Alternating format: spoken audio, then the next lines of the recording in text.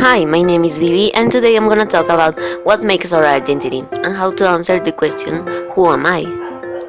Defining our own personal identity can take a lifetime, and to complicate matters, our identity changes throughout that period, whether or not we consciously undertake a process of personal development.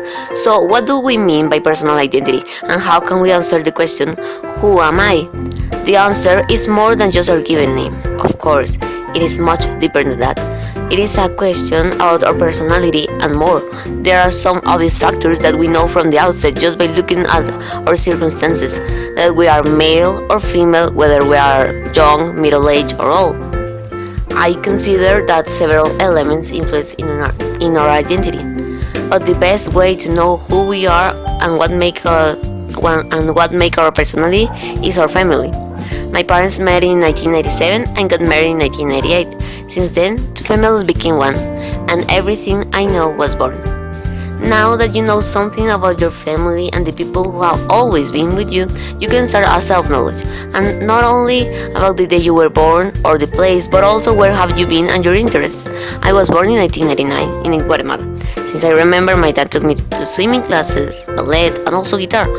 But with the years, I was able to recognize what really interests me.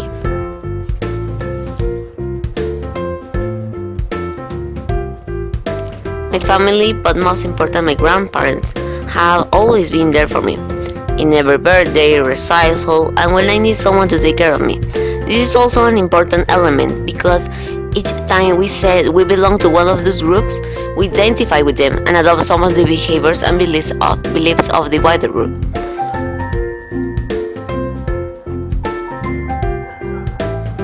In 2003, the person I cared the most was born, Fabiola, and I remember since the day I saw her, I absolutely fell in love.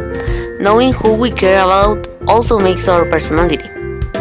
I started my long ride in Colegio Viena in 2004. As a result, I had the chance to meet my soulmates and to know who is the people I felt comfortable with. We may define ourselves through our profession or work. I'm a teacher, I'm a accountant, I'm a lawyer, I'm a chef, and the list goes on. However, if we define ourselves by what we do, our profession or work, then does this not oversimplify our complexity? I'm a sister, daughter, friend, student, girlfriend, the list goes on. But there are many individuals who became lawyers, for example, but they are not all the same.